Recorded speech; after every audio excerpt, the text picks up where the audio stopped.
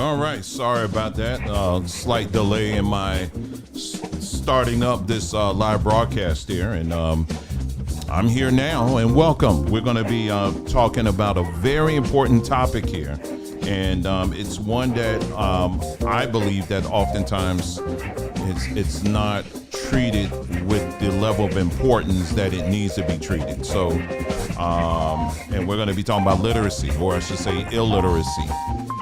The reason why this is so important is because we are experiencing an explosion when it comes to this whole AI revolution that we're in right now.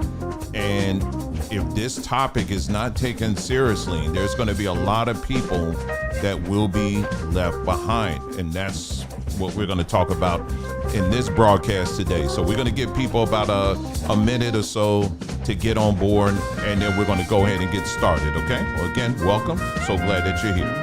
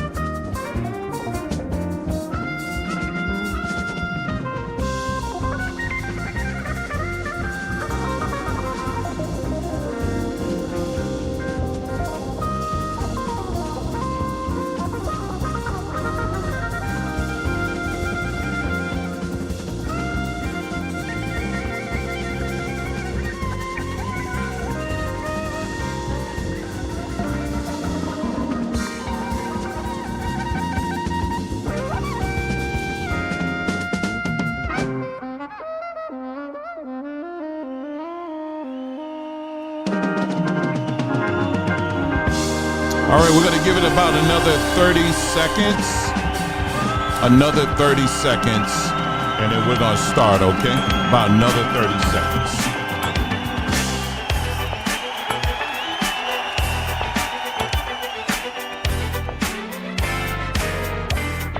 And we're actually experiencing an Arctic blast right now in the great state of Arizona. I'm looking at 97 degrees now. Yes, it's a nice and cool, crisp 97 degrees here in Arizona. Good to see Willie in the chat, Calculated Crescendo in the chat, and other people that are here. And so glad that you guys are here. Let's give it about another 20 seconds and then we'll start, okay?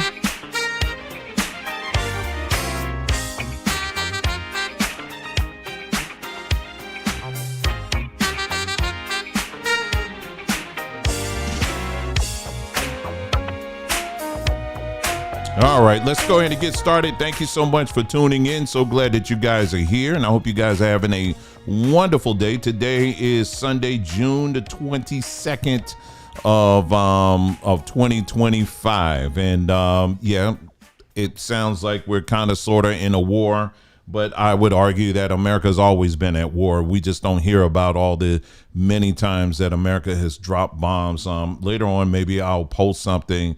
I did in our hotline group, but just I think I did anyway. Oh yeah, the many bombs that. Well, no, that was relating to something else. But there's someone put together something that shows how many bombs, that was dropped when Bush was in office, when Obama was in office, when Biden was in office, and all of that. And so it's all part of a long movie script, Hollywood script, something that we've talked about quite often here. And so, yeah, so, there's some people who want to capitalize on it and say, oh, my God, we're at war and things are going to happen and be careful. And they're coming after us and they're going to come after black people next. Let's put an end to the BS. I almost cussed. I literally almost cussed. Let's put an end to the BS for real. Because I'm tired of hearing so many folks out here, black folks, who are saying that, for example, with the whole immigration thing. They're coming after the immigrants, and now they're going to come after black people. There is something called the 14th Amendment, I believe, and it talks about how, and hopefully I got that right, but it basically talks about if you are a person that was born here on this soil, here in America, if you were born here, you are a legalized citizen. The only time that they can, legally, they can just snatch someone and deport them like a citizen like myself is if I was a diplomat, a son of a diplomat, something along those lines. But because the thing is, if I'm born here, where are they going to send me to? You understand what I'm saying? This is my land. This is where I was born. So when you hear people out here saying that they're going to come after you next, these are fear mongers. These are people paid or not paid or whatever. Maybe they just have an unsettling situation at home, but there are people out here. This is their whole mission, is to scare black folks. And unfortunately, a lot of times these people look like you. They are black people who are out here to scare you and to make you think that somehow they're coming after you next. Listen, you have to understand the people that we're dealing with, okay? These are equal opportunity destroyers, okay? Equal opportunity destroyers. At this stage of the game, they don't care if you black, white, or whatever. Their end game is their end game. And they have demonstrated over and over again, whoever they believe stands in their way, they're going to take them out, period. You understand what I'm saying? So right now, the fact that you're still alive, it says that, okay, well, right now, you're not that much of a threat to us. You understand what I'm saying? So when you hear people out here putting all this scare stuff out here, they're going to come after the black people next. Just have a little bit of perspective, right? That's dealing with, these are individuals, again, that operate in the amygdala. Remember that's the part of your brain that kind of monitors your emotions. We're going to be getting deeper into this, talking about these different parts of your brain step by step. We're going to break down why is it, for example, when you're talking to someone that's so locked into their belief system, and then when you're trying to present them the truth, they immediately push it back. There's a whole process that takes place in your brain. We're going to be getting into that. And I told you this series that we're doing with Samba Tree. So make sure you stay tuned with that. But there's a lot of people who are locked into fear and they want to push that out to other black folks. So that's the whole immigration thing. Now with this whole Iran thing, same thing. There are people out here, they attacked Iran first. Now they're going to start bombing black people. It's like, okay, can you please shut the hell up? I mean, for real. Can you please shut your mouth with the foolishness? What the world does Iran got to do with black folks? You understand? But there are people out here that are pushing this nonsense. So what I'm saying to you again is when you hear this kind of stuff, shut them off. Okay? There are some basic things that, yes, you need to be focused on and doing. What I would certainly tell you is this. This is my personal opinion. That's it. These individuals that are out here, these powers that shouldn't be, they have been telling and warning us in movies and films and shows and everything else, telling us that it's a possibility that at some point we will experience some type of grid attack where the power grid will go down. They're going to keep saying this stuff over and over again until it actually happens. See, I actually listen to these people like many of you do as well. And if they're floating those kind of things, that is what you should be focused on. Okay. Not the Klan coming down the street with a white hood and all that stuff. The Klan, they're going to be trying to get their own power. In fact, they probably got their power. The question is, what is your power plan if that were to happen? If the whole grid went out right now, what is your plan? That's what we're talking about. This is where we're trying to get people's minds to focus on things like that. Things that we know they've been saying this stuff over and over again. And, at some point it is going to happen. You understand? So prepare yourself for things like that and put together your plan, right? But also, like we've been saying, not everybody that's that looks like you should be part of your team. Because I'm going to tell you right now, stuff like you got to play this thing all the way out. You thinking, okay, I'm going to establish a whole quarter of this city that's going to be nothing but black folks. We're going to all take care of each other. Child, you do that, and that whole quarter will be burnt down, not by white folks, but be just going up in there and acting a fool. So no, you can't rope in everybody just because they all look the same. This is why you have to take the time, start identifying the people that you actually trust, people that you actually have a long established relationship with, and start building with them. Okay. Don't care what they look like at this point. Just as long as you got a long history of some type of trust relationship, those are the people you need to be sitting down with and having those kind of conversations with them like now. Okay. Like today, for example, I'm going to top off on all my water right now, making sure I got enough water. You know, we do that anyway. This is just part of our routine here in the house. And I would encourage everybody else to do the same thing. Make sure you have enough water in the house. Make sure you got some backup power, you know, just some of the basic things. Just make sure that I'm not going to get up here and tell you that, oh, they're going to get ready to do this, and this aligns up with the scripture that I think of. You know, get away from them people. Please get away from them. All right. This is all ties into what we're talking about today, which is this whole illiteracy situation. I'm going to touch on that in a moment. And what also ties in with this whole situation as far as illiteracy is concerned is what we're doing on Samba Tree. Again, sambatree.com. We just released this Heal and Upgrade Your Brain, introducing Samba Tree brain packs. And don't brush this off. I'm just really asking you, do not brush this off. Oh, here we go. He's pushing a product again and all this other stuff. No, I want you to understand. Just hear me out on this, okay? What this particular product line that we have developed here is basically what we're looking at is this. We're looking at all the different major parts of our brain, the executive part, the part that deals with your emotions, you know, all the other parts of your brain, the memory and all of that. And what we did is we said, okay, what are the things that we need to do to make sure that we're optimizing those parts of the brain? Okay. But not only that, what we also did was we said this, looking at the physiology of people who have melanin like me, right?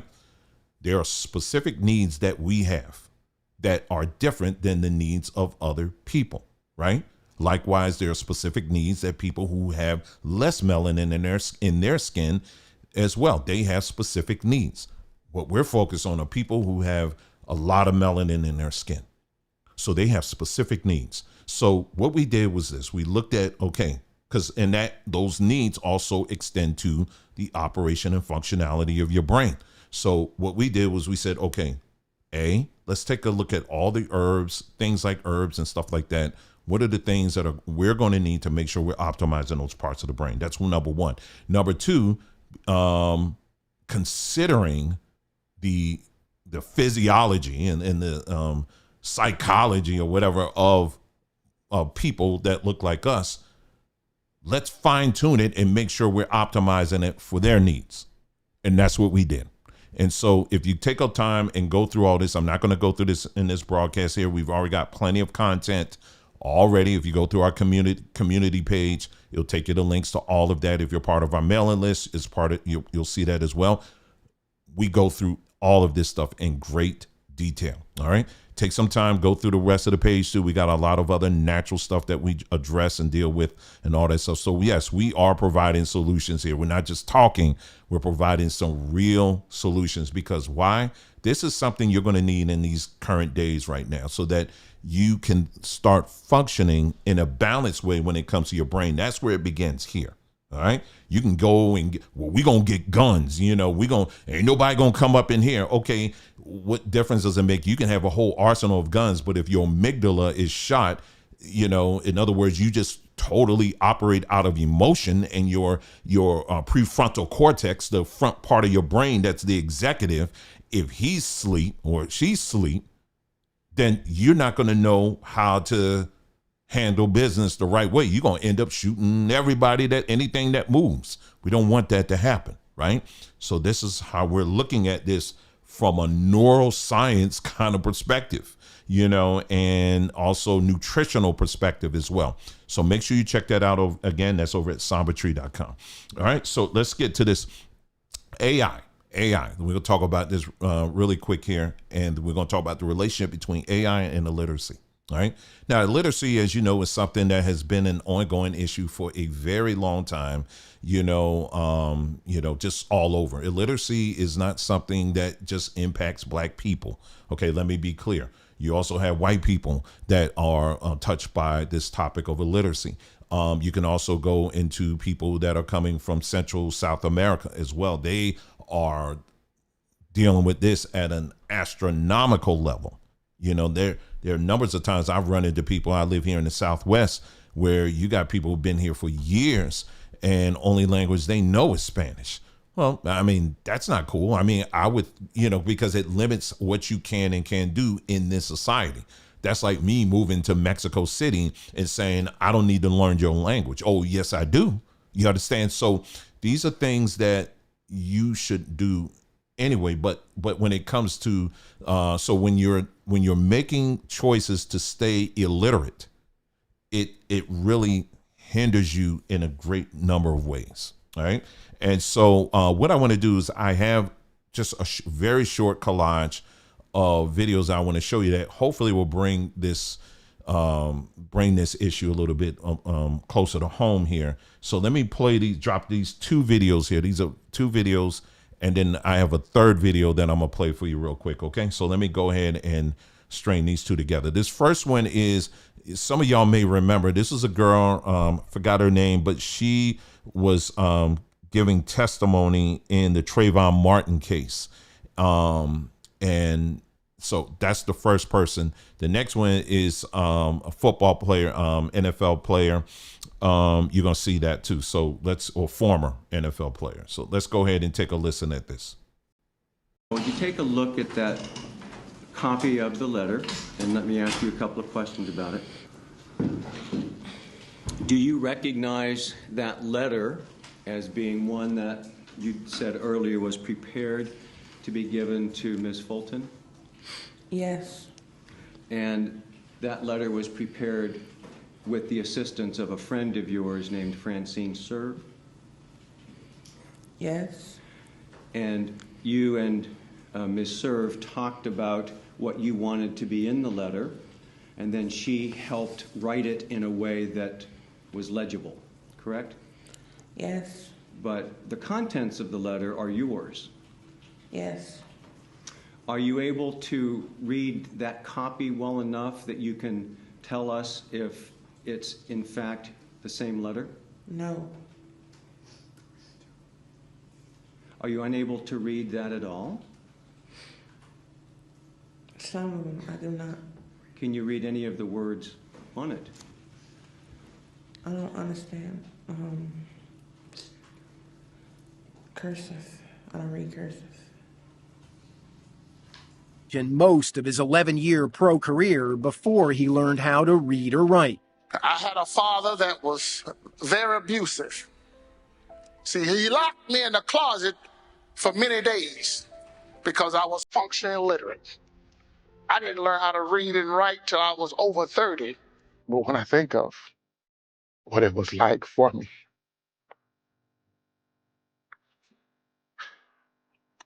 I had a lot of low self-esteem. I didn't like who I was. Okay, so that's two, and then here's the other one. That was Dexter Manley, by the way. Some of y'all, remember him back in the day. This is this rapper YSL, and let me get this one up on the screen here. He was recently asked in court again about reading something, and let me pull this up here, and let's take a listen to this. Read. Who is in that picture? Shannon. And do you recall when that picture was taken? I think I remember what year it was taken. What year? Late 14, early 15 probably. Okay, I understand. Do you see the caption on the photo? Now, I'm not trying to be disrespectful here, Mr. Zachary. When you were saying that you couldn't read, is that true, or was that something you were saying out of frustration yesterday? Nah, I have trouble reading and writing for real. Okay, can you read that caption? And if you can't, it's okay. If I read it, would you be able to tell me if I'm being accurate? I mean, how would I know? Okay, all right, fair enough. So those are just three examples, but it's a lot more than that, of course.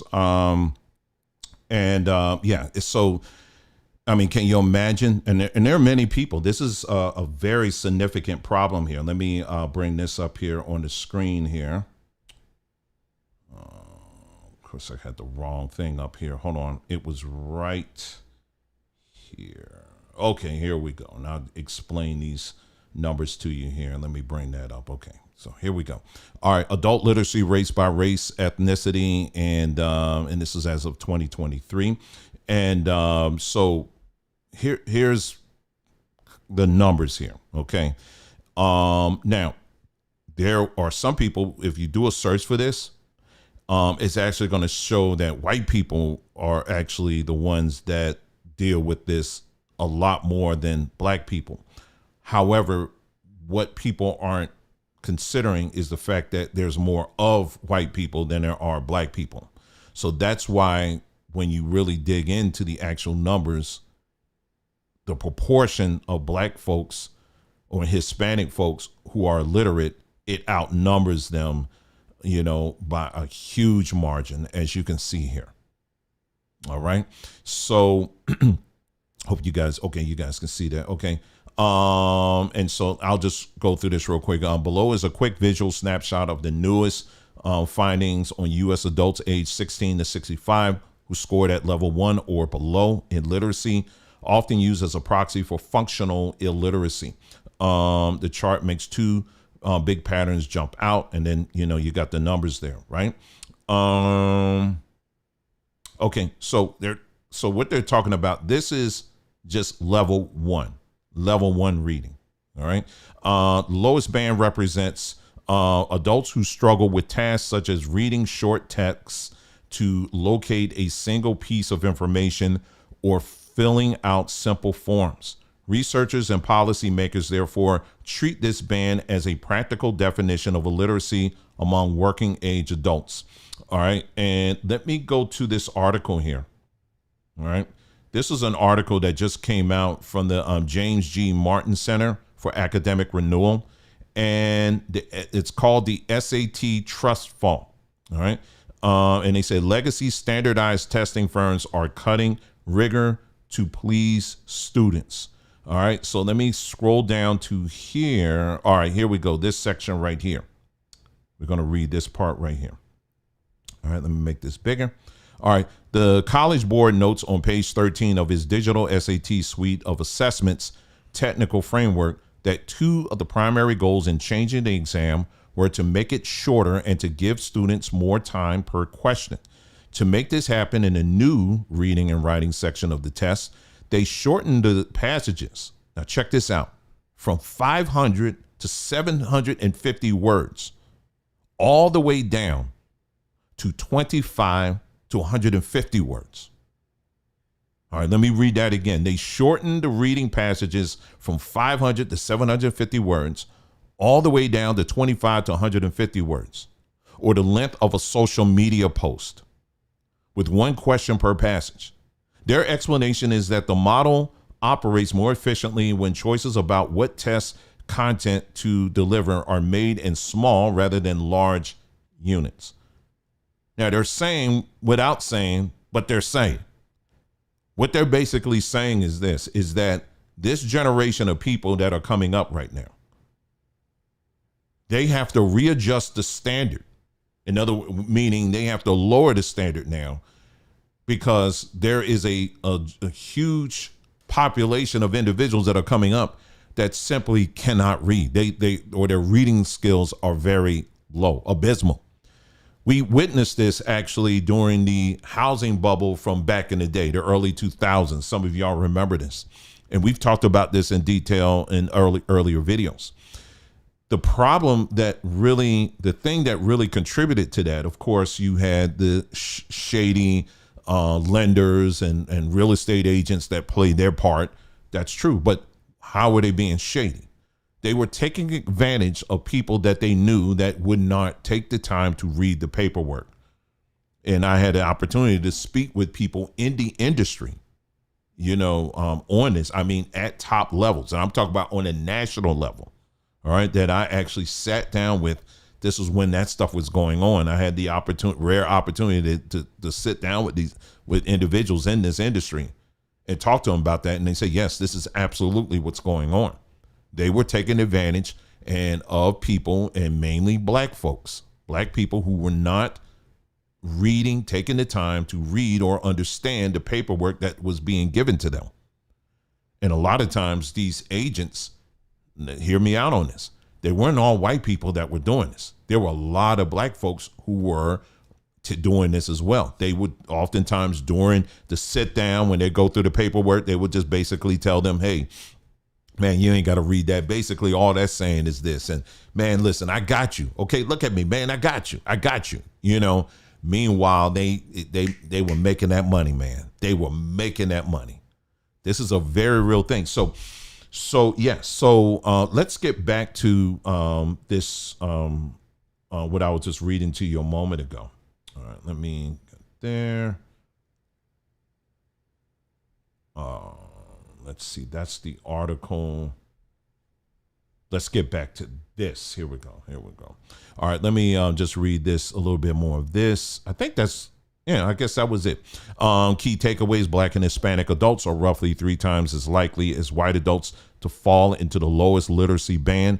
The overall literacy gap has widened since 2017, reflecting declines among all race groups, but especially among Black and Hispanic populations.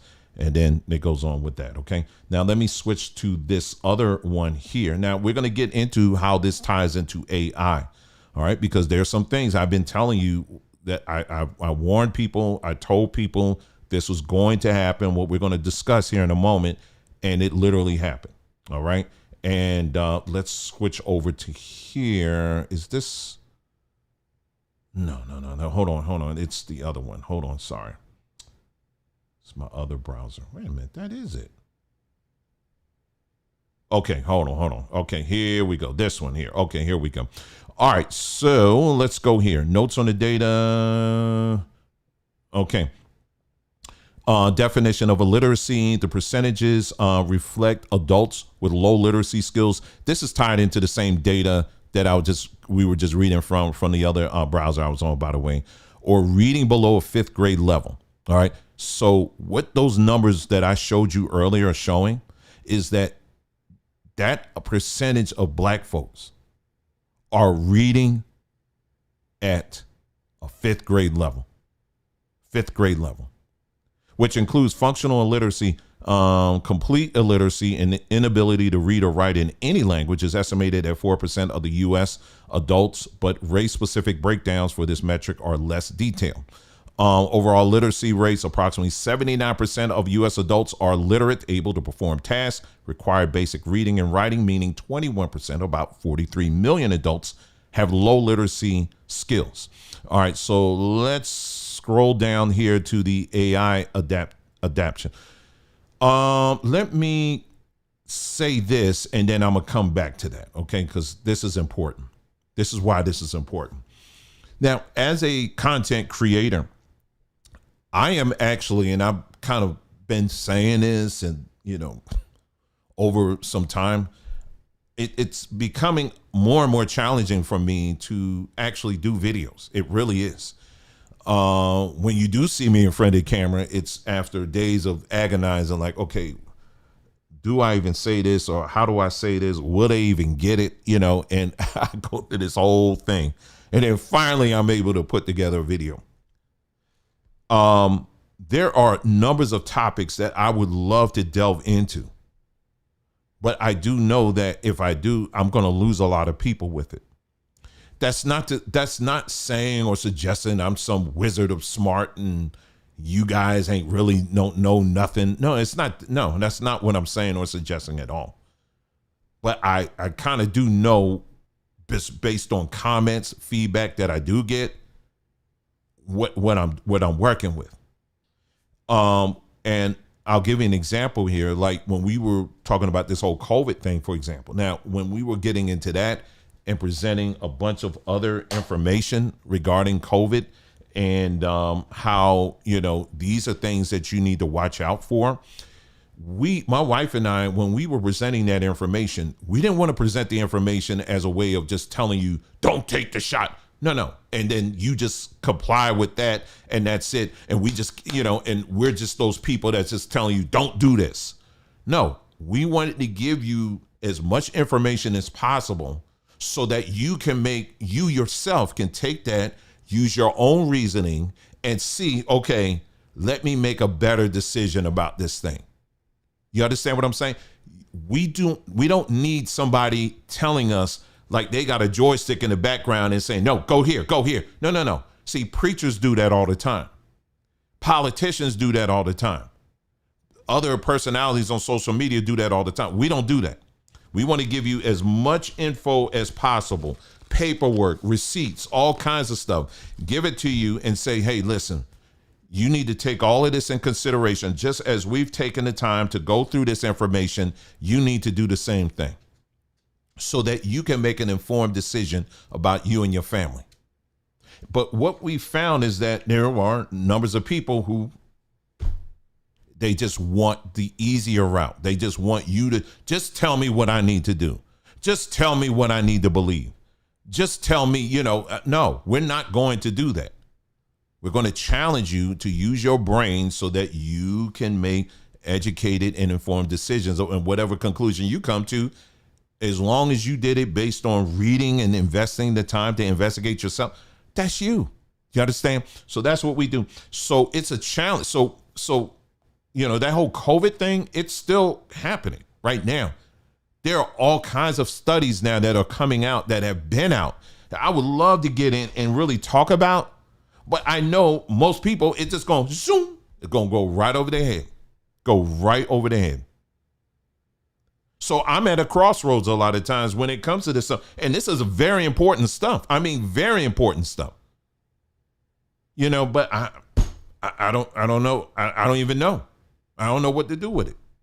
I mean, my family and I, we sit down and we talk and break this stuff down. But I mean, outside of that, I mean, you just look at the numbers. I mean, folks ain't gonna, ain't gonna look at it unless let me tell you about a preacher, what, the latest scandal that's happening in the church right now, that kind of stuff. Or let me tell you who's gay and who ain't, and all, but that's what gets people's interest these days, but.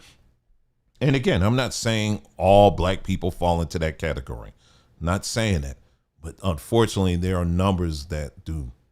And it's very heartbreaking, quite honestly. But it's true, But anyway, let me get back to that. Let me get back to this right here. So we're getting into the AI and the impact of AI. All right. Hold on for a second. All right, impact of AI here. Let's see. Hispanic and black populations, higher illiteracy rates, 34% to 23% respectively, suggest these groups face greater barriers engaging with AI technologies, which often require text-based interaction or basic literacy to navigate interfaces, understand instructions, or leverage AI tools in education or work. Language barriers they talk about Hispanics that come over who can't even speak the language. It makes it even worse for them. And they say white population, despite having the largest absolute number of low literacy adults, their proportional illiteracy rates is lower due to population size. That's what I was talking about earlier. Let me see here. Okay. Implications. I'll get to this part right here. Illiteracy exacerbates the digital divide, limiting access to AI-driven tools like educational platforms, job application systems, or voice-to-text interfaces that still require some literacy for effective use. Inclusive AI design, voice-based or visual interfaces could mitigate these barriers, but current systems are not fully optimized for illiterate users. Okay, so this part right here. Voice-based or visual interfaces could mitigate these barriers. Let's stop there because I think we saw an example of that recently. We actually did a video on that. You saw the black guy who did the video where he's in tears, his eyes are red because he asked ChatGPT to tell him if he had any choice in the world, asking ChatGPT this, and you were to come down from heaven, what race of people would you choose? And then ChatGPT went on in this long soliloquy talking about how out of all people, he would choose to be black people because black people are the first and they are the blueprint and all this other stuff. And this grown man is up here in tears because he's hearing this stuff. He's saying, in this world, there's black men, particularly, we just deal with a lot. And to hear that was just so affirming from a freaking robot,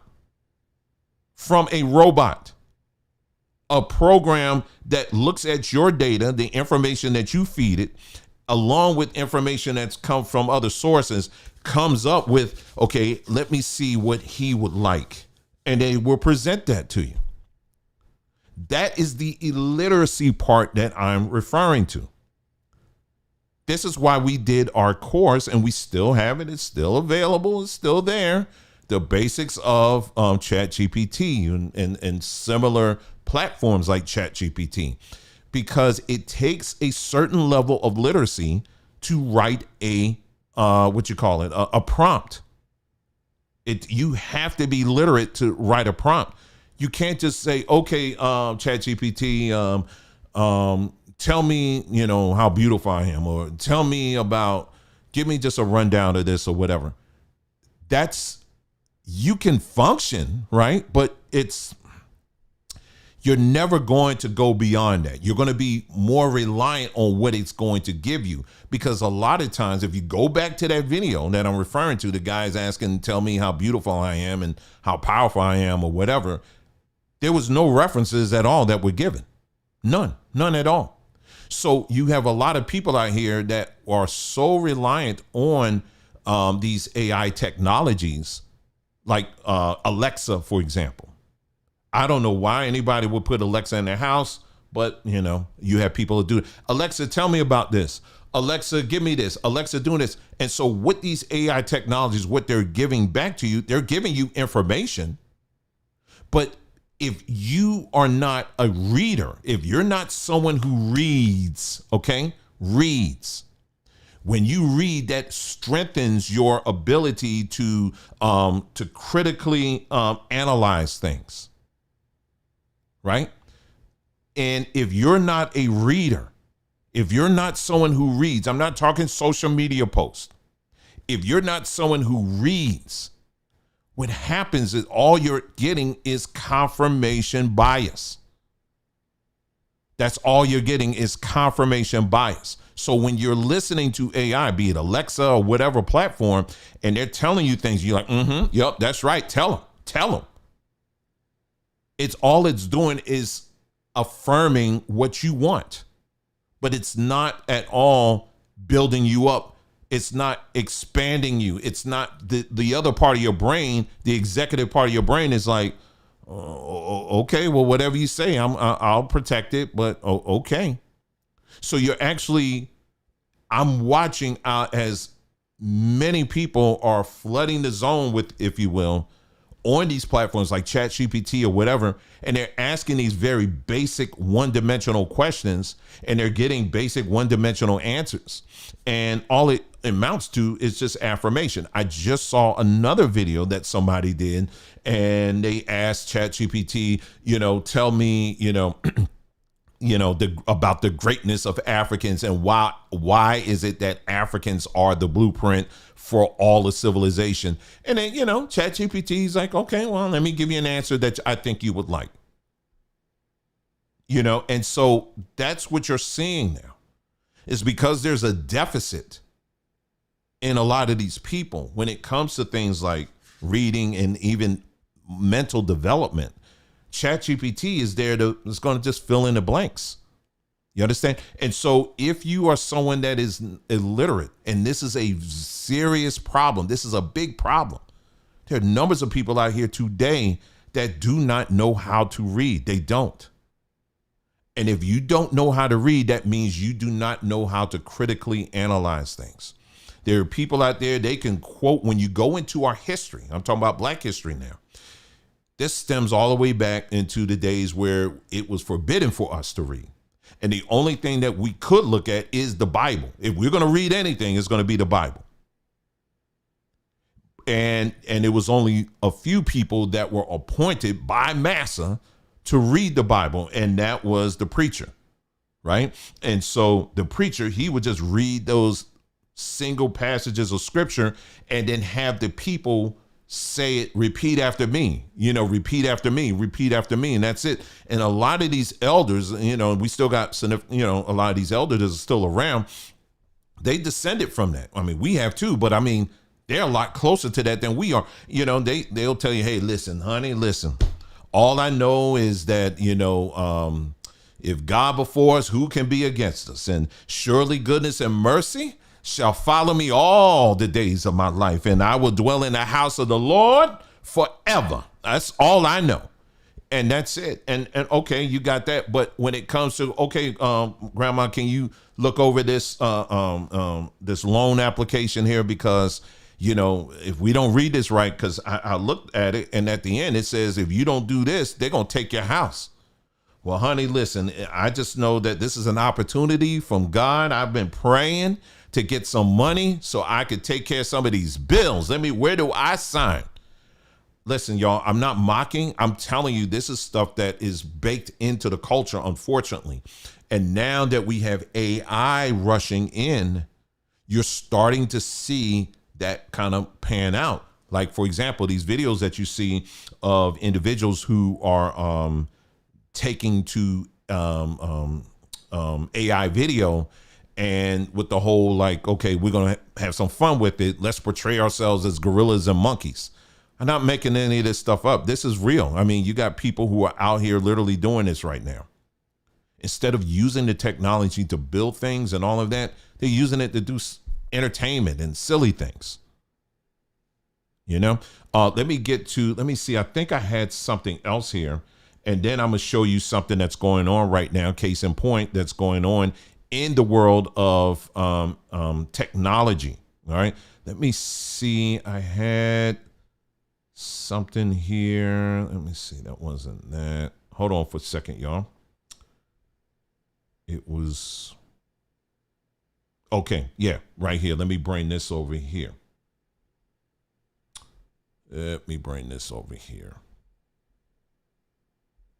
Right here. Here we go. All right. So this is Elon Musk. I have been telling you guys that Elon Musk, he is going to be rolling out these driverless cars. I told you that the way he's doing it, this thing is about to explode. These are things that I've told you guys on this platform. I said, number one, I don't care how you feel about Elon Musk. If you trying to make a little extra, you need to put some investment into Tesla. I told you that. I said, because Tesla is about to go straight to the moon, literally. And I said, because there's some things that are coming down right now. They've been telling people this is what they're going to do. And now they're doing it. Okay. And so one of the things they said they were going to do was they were going to come out with this thing called robotaxi. All right. Robotaxi basically is how it works is basically driverless cars. Now, you have driverless car services that are already out here. However, the technology that they use, it takes a long time for it to ramp up, versus using Tesla cars that have been out here for a very long time. People who own Tesla vehicles, be it the car or the truck, you have also signed up for their data collection service, where basically they are monitoring how you drive, and they're also monitoring your facial expressions and all of that stuff. You are constantly being monitored in these Tesla vehicles. And so what they did is they're collecting all of that data. And now what they're doing is saying, okay, we're at the point where we already got the technology in these cars where they can go in driverless mode. Why not start making a specific vehicle or vehicles that will operate as our taxi fleet? All right.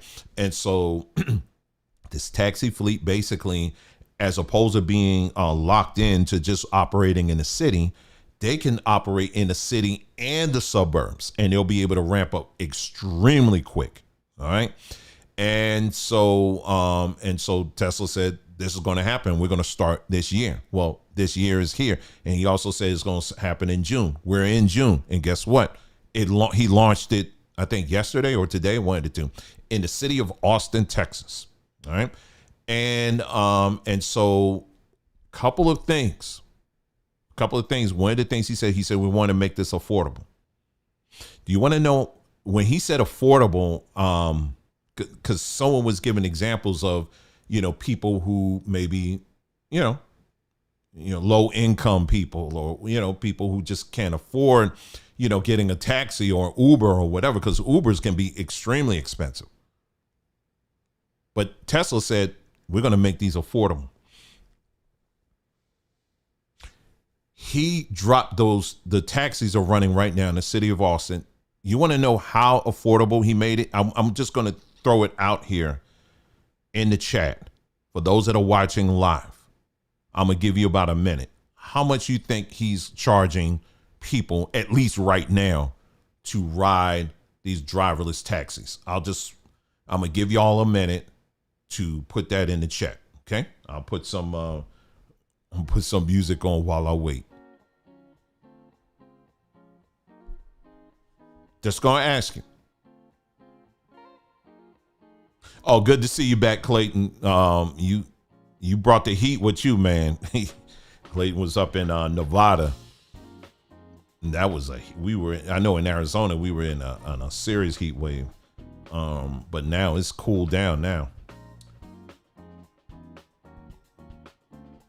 All right. I'll give y'all about another. Okay.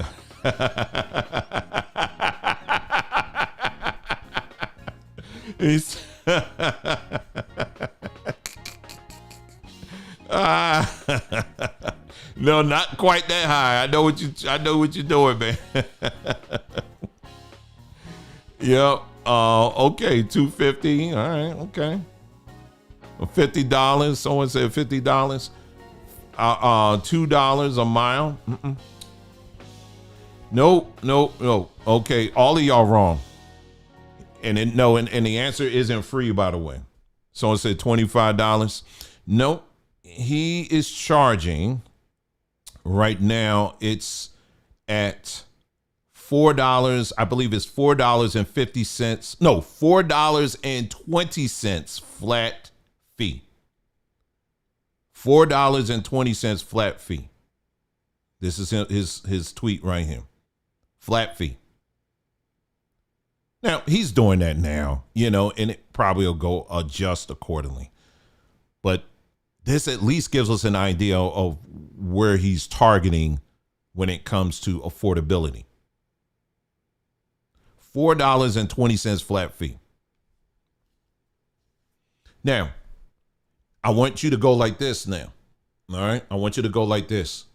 And as you're doing this, we're going to say, bye, Uber. Bye, Uber. I mean, so for all of those out there who were making a living on these cyber hustles, with the, these cyber side hustles, doing that kind of stuff like, driving Uber or whatever. If he's coming in like that, it's a whole wrap. It's a whole wrap. If he's coming in like that. And the answer is that what this is going to solve for people across demographics economically, it's a whole wrap. I don't care, and even the people who are like, I ain't getting in no Uber car. I ain't getting in no Tesla, and all them same folk gonna be complaining, and they're gonna be the main ones sitting in the back of a Tesla car like, can you go here? Can you go there? Can you take me here, there, whatever? Gonna be the same ones. I'm telling you. So anyway, so this is how he's coming in now. Just that in of itself, the impact that is going to have on many people, just like that.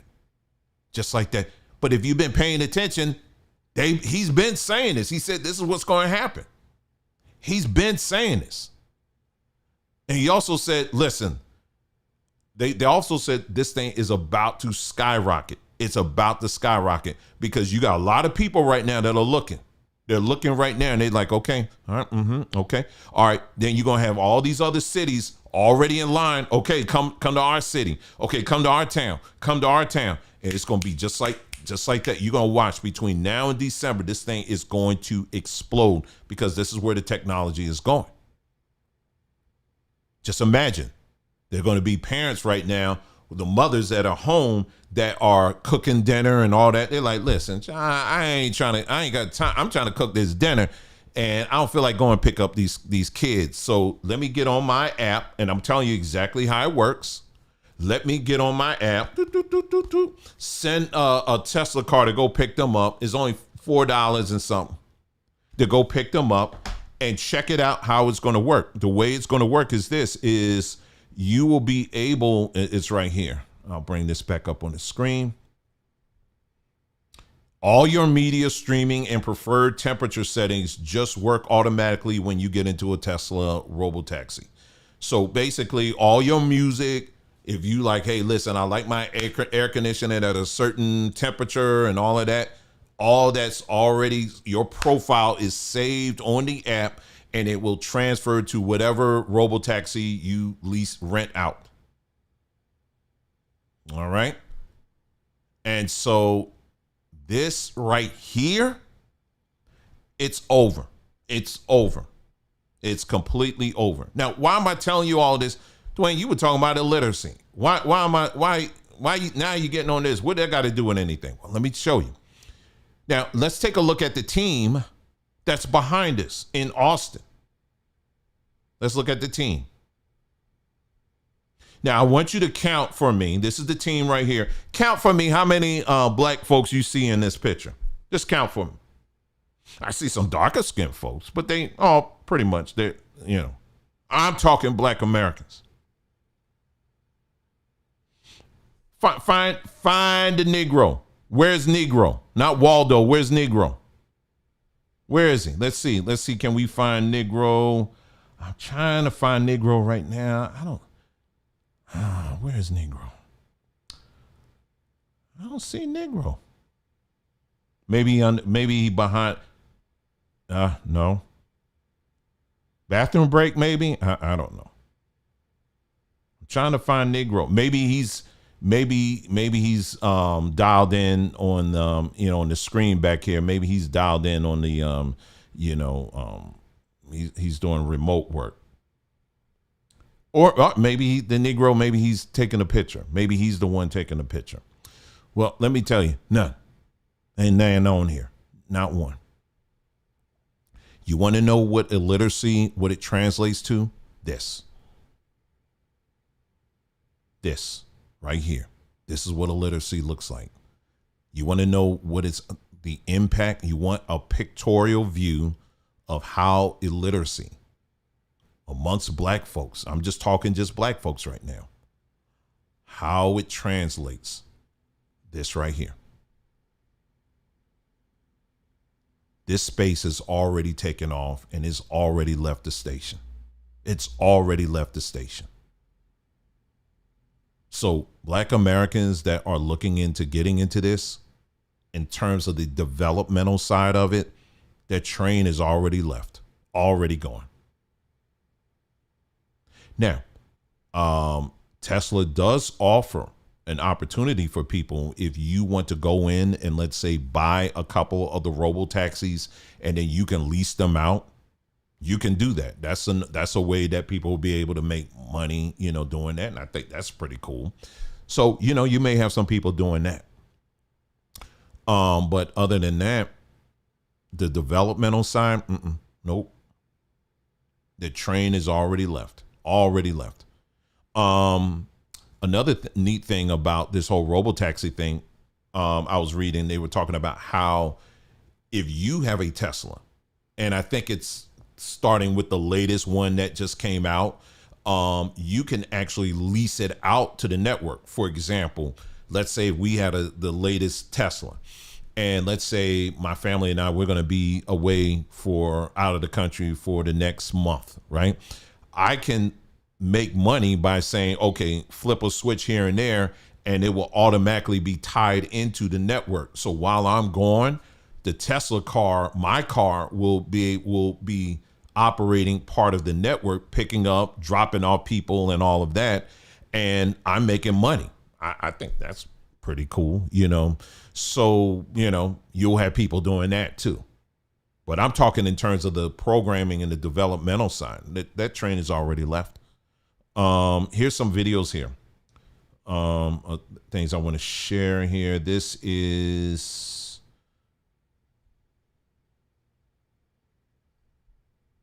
another one. This is from this guy, Alexander Wang. I think he's like a futurist or something like that. Let me play this one here, and then we're going to wrap it up. Let's put him on the screen here. Give me a moment. There we go.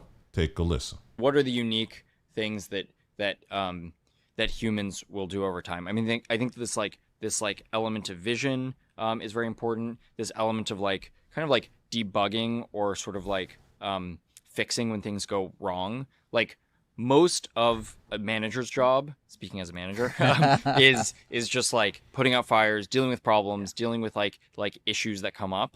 I think intuitively, the idealistic manager job seems like this very cushy job because you're oh yeah, all the other people do all the work and I'm just sort of I just vaguely supervise. And then the reality is obviously highly chaotic. I think people often jump to this extreme reality where it's oh yeah, these you're just going to manage the agents and you're going to sort of live this kind of Victorian life where all your problems are solved. But no, I think it's still going to be pretty complicated. Getting agents to coordinate well with one another and coordinating the workflows and then debugging the issues that come up. These are still complicated issues. And, having seen what happened in self-driving, which was more or less that it's easy to get to 90%, very, very hard to get to 99%. I think that something similar will happen as with large scale agent deployments, and that final 10% of accuracy will be will require a lot of work. Yeah, even for self-driving cars right now, there's the remote assist for all these super edge cases. So there's still a human at the end managing the car. Yeah, and the ratio, by the way, I mean, the companies don't publish them, but I think the ratio is something 5 cars to 1 teleoperator, or maybe even less than maybe 3 cars per teleoperator. So the ratio is much lower than people think. What are the So he's saying a lot there. So those jobs, what's happening right now is that the need for human intervention is getting smaller and smaller and smaller. That's basically what he's saying, and that's what they're working towards. So for businesses, for example, that are getting into creating these agents, AI agents that are, you got one agent that is handling all your emails. You got another agent that's handling all your accounting. You got another agent that's doing all of this, and it's eliminating jobs left and right. What we just witnessed, what was it, last month, the jobs report that showed over 100,000 black women, for example, lost their jobs. Now that's just black women. That's not in, we're not talking all the other demographics, but people right now are losing their jobs left and right. When we look at the job trajectory, the career trajectory of many black women and black men, it was based in positions that traditionally were not using. They weren't really primed for AI, but now that AI is here, people are finding out very quickly how they are dispensable. And so. So it's important to make sure what can we do to fix this? What can you do to fix this? Well, number one, you need to become literate, very literate. And it starts with reading. Okay. Reading. And that's just reading books, reading things that are interest to you, because what that does is sharpens this so that you can make better decisions. That's my first bit of advice, is reading, and also listening to podcasts. All right. There's all kinds of podcasts that range on various numbers of topics, listening, the ability to listen. What that does, it sharpens your brain as well. All right. These are 2 areas that that many black folks are deficient in these areas. We like to talk, but very few of us like to listen. So these are areas that reading, and not just reading romance novels and stuff, because that's pretty high when you look at who's reading what.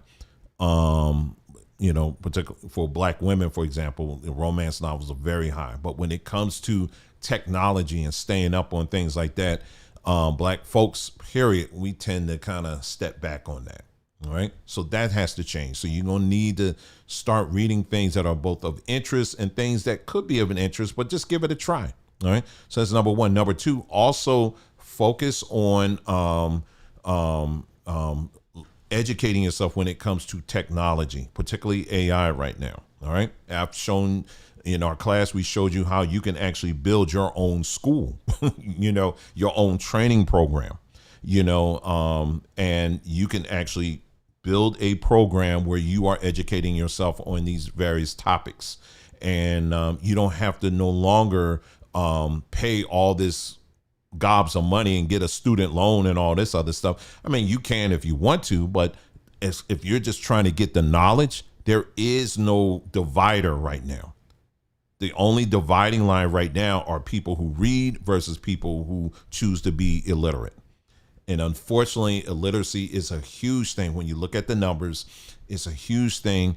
You can talk to many public school teachers. They will tell you, don't take my word for it. They will tell you themselves.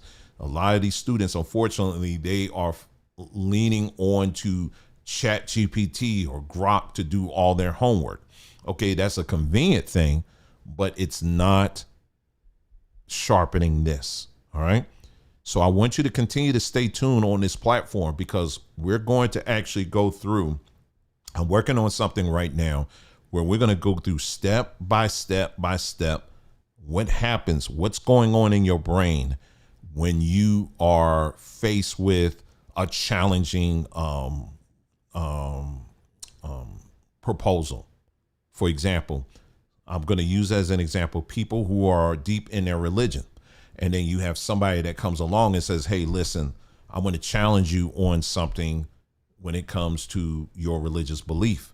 And how a lot of times people just turn that away immediately.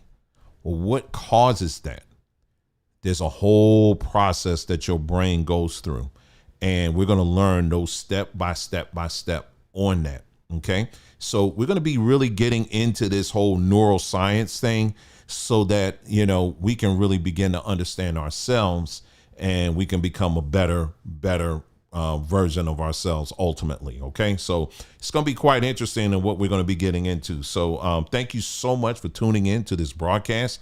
Listen, you guys take care, and I will be seeing you again soon. All right. Take care and enjoy the rest of your day, evening, whenever it is that you're watching. Take care now.